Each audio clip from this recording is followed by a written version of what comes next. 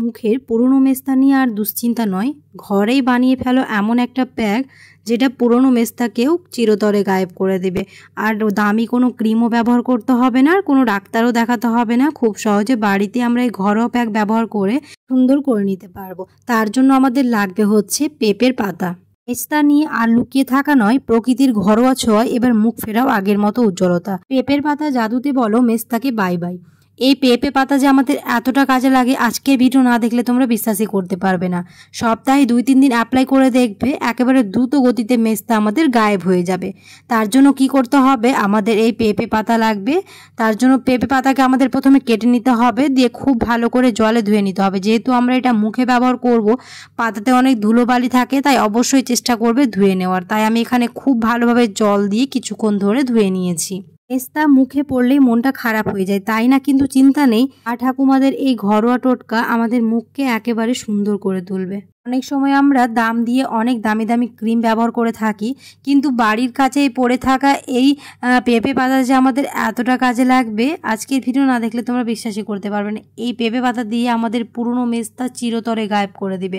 খুব ভালো করে আমি এটাকে ব্লেন্ড করে নিয়েছি। তোমরা চাইলে এটাকে পাটায় বেটেও নিতে পারো। তোমরা চাইলে এটাকে কিছুদিন স্টোর করে রাখতে পারো, প্রায় 3-4 দিন বেশি করে বানিয়ে নিয়ে ফ্রিজে তোমরা রেখে দিতে পারো, নর্মাল ফ্রিজে। যখন ইচ্ছে হবে বের করে নিতে পারবে।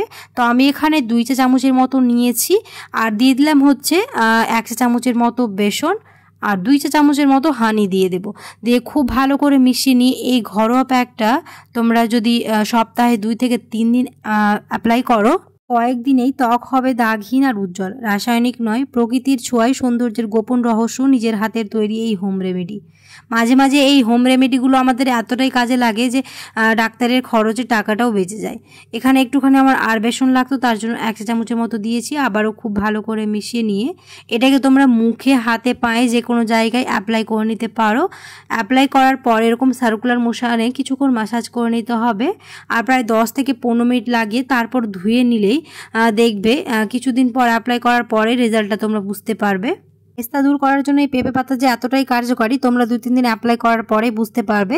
আমি একটা টিস্যু দিয়ে খুব ভালো করে মুছে নিচ্ছি, প্রায় 15 মিনিটের মতো রেখেছিলাম। পেঁপে পাতার যে অবাক করা কাজ তোমরা অ্যাপ্লাই করে দেখলেই বুঝতে পারবে এর রেজাল্ট কতটা ভালো হয়। তোমরা অবশ্যই এই টিপসটা ফলো করে দেখতে পারো, পুরনো কালো মেস্তা একদম দূর হয়ে যাবে।